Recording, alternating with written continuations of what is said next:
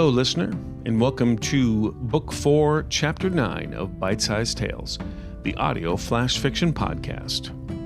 In today's chapter, we conclude a story that we began in Chapter 7 of Book 4, When We Were Here, Part 2. Written by Dot Moore, read by Chris Hussey. I round the corner and rest my hand along the access panel, and the door slides open with a familiar hiss. Captain Upchurch addresses me as I enter. "Commander Porter, what information do you have to share with us?" I clear my throat. Dr. Wyatt has secured her team. However, Taturan 9 is still another 6 hours from being within range for the landers to do a drop. Captain Upchurch rolls his eyes. Yes, fine. And the transmission? I pause and anxiously adjust my jacket. Agent Mira Tran is currently dissecting the audio files. It seems to be a recording of a woman singing. She mentioned the song was old, and I detected some Slavic dialect myself. I've tasked her and Dr. Wyatt with cross-referencing the audio to provide a translation and relevance to the mission. The other officers in the room stare in my direction before Upchurch claps his hands together and walks towards me. He stops in front of me, leaving only a few inches of distance between our chests. "If you and your girl cut corners and jeopardize this colony, so help me, there's over 10,000 souls on board this vessel, and I will not let you experiment with their lives." My gaze intensifies. "Captain, if you're implying that either myself or Dr. Wyatt withheld findings or intentionally ignored data, I'd respectfully ask that you review the credentials required to be considered for this mission in the first place. This is just as shocking to us as it—" He interrupts. "Dismiss, Commander," and turns to continue whatever conversation was taking place before I entered the core. I turn on my heel and interact with the panel. The door opens again, and I make my way back to the science wing. I pull up my personal comm and begin my next entry. Personal log, entry 75D, Commander Victor Porter, badge 48154, acting senior planetary geoscientist.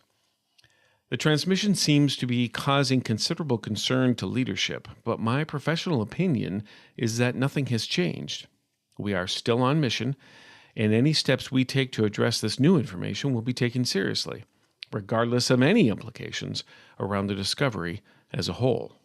Several hours pass as Mira and Lenora work on translating the transmission. They discover it's an old Serbian folk song from the First World War of Earth. The lyrics sing of loss and longing for home in a time that seems hopeless.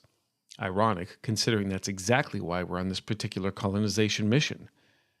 It's been nearly 240 years since the venerated Scientocracy was formed. The uprising of some of our greatest minds took over the world governments to create a unified state of innovation to save us from the planet's impending degeneration.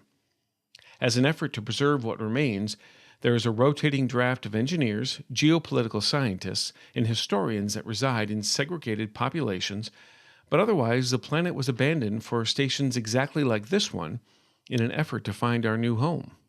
I sit back in my chair, placing my hands at the back of my head and stretch. I sigh out a groan and roll my shoulders as I sit forward and rub my eyes.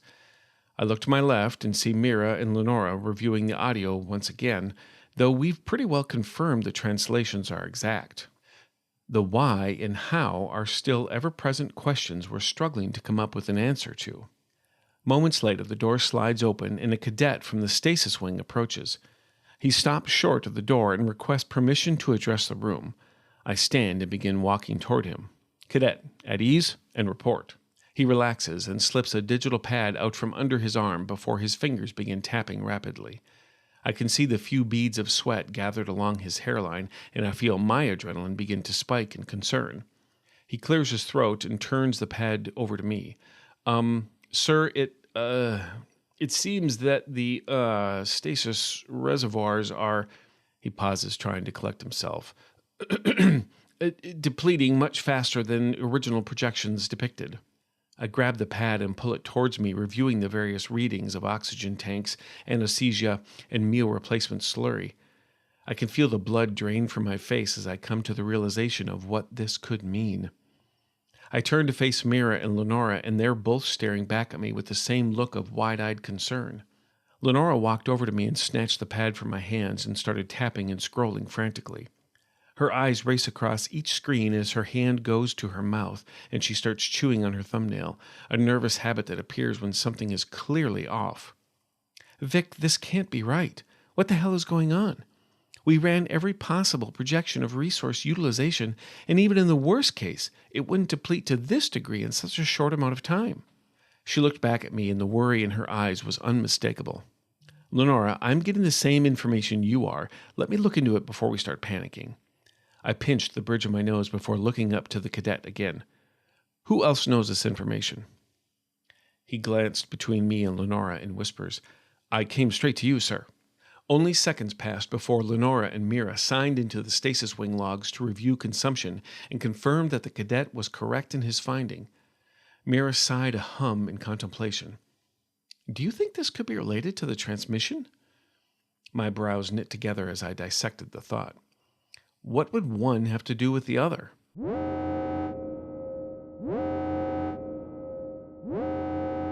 Suddenly, the alarm in the science wing blared to life again, and I cursed under my breath. What now?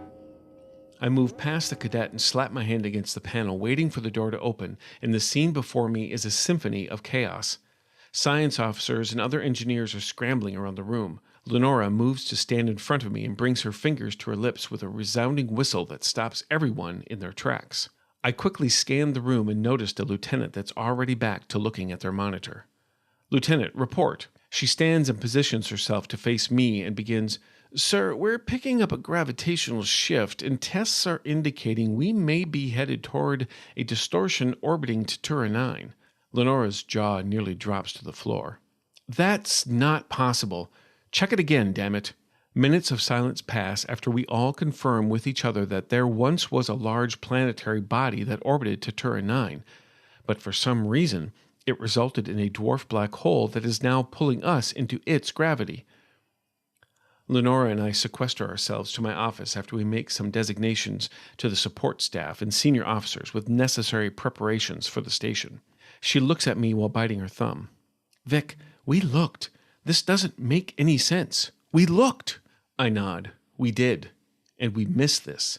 I don't know how, but we're here now, and we need to figure out what our next steps are, or there won't be a station for us to keep together. I look her way, and streams of tears flow in ribbons down her cheeks.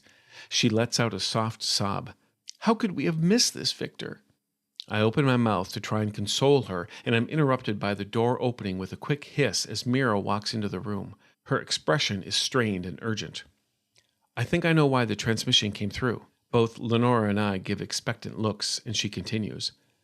There was a part of the transmission that didn't quite make sense to me, and I tried to just explain it away. But the more I think about it, the clearer it becomes. I assumed that the trace on the transmission was because you forwarded me the audio file from your personal comm, but it's not. I broke it down, and the origin of the file is from Fortuna Station itself, not the surface of Tatura 9 or any other neighboring body. Lenora and I stare in shock at this news, and she's quicker than I to put it all together. Shit, it all makes sense. The gravity shift from the star is causing time dilation. That's why all the stasis resources are depleting. We've done this before. A look of horror washes over her face as the realization sinks in, and she hurries to the computer station in the room. Mira, you have to send that file again.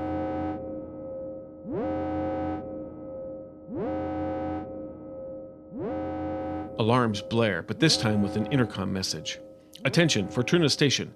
This is Captain Upchurch. We are actively caught in the gravitational pull of whatever is on the opposite side of Tatura 9. There is no way to reorient the station at this time, so I am asking that all crew please return to their stasis pods for safety as we navigate this event. Thank you. The intercom crackles and the three of us scramble. I shout to Mira as we move to collect ourselves. You have to get that transmission sent now, and we have to hope that if we end up coming out the other end again, we can follow the breadcrumbs a little faster next time. She's already at the computer station working on exactly that, and I turn to face Lenora. Get to your pod. I'm right behind you. I lean in for a chaste kiss and grip her by the shoulders, turning her towards the door. She looks back over her shoulder at me, and I give an affirming nod to sway her fears. I dismiss Mira and explain that I can watch the transmission uploads to make sure it sends in time, and she begins to protest but ultimately agrees for the sake of Lenora. A few more minutes pass, and just as the last percentages of uploading come to a pause, the station rumbles like it's flying through bad turbulence. I look back at the monitor briefly to see the percentage tick over to 100 before the room goes entirely black.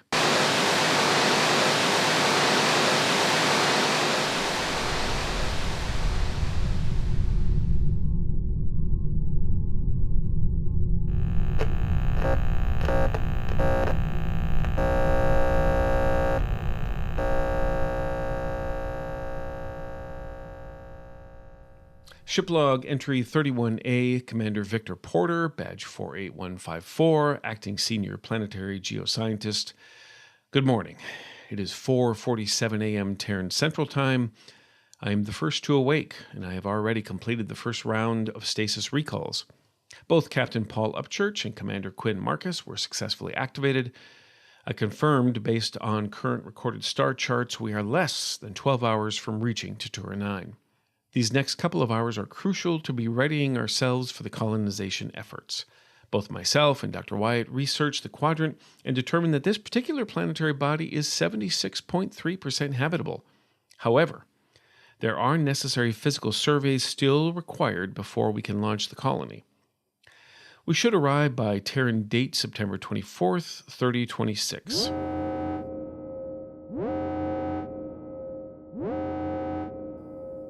Shit.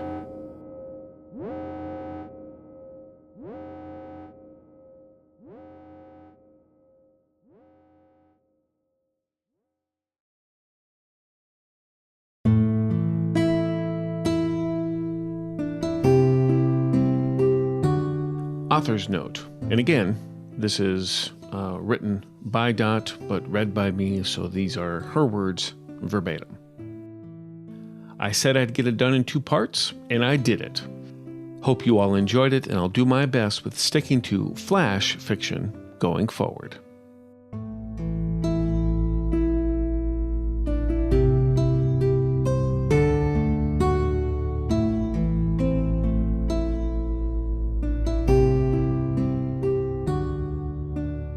This chapter of Bite-Sized Tales has been brought to you under a Creative Commons Attribution, Non-Commercial, No Derivatives 4.0 International License.